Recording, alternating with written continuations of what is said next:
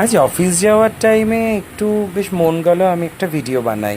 তো আমাদের বাড়ির সামনে থেকে টোটো ধরে ভিডিও বানাতে বানাতে চোখে পড়লো যে আমাদের এইখানে বিভিন্ন মাটির জিনিসপত্র বানায়, তো সেইটা একটু তোমাদের দেখালাম।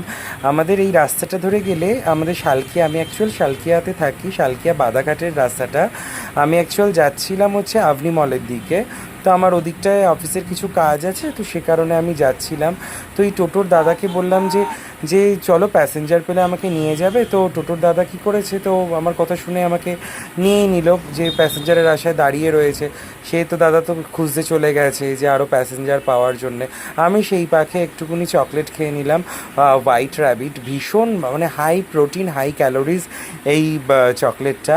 তো আমি একটু খেয়ে নিলাম সকালবেলা, মানে একটা খেলে বেশ একটা ব্রেকফাস্টের মতন হয়ে যায় এই চকলেটটা খেলে। তো বেশ ভালোই লাগছিলো সকালটা। টাটা।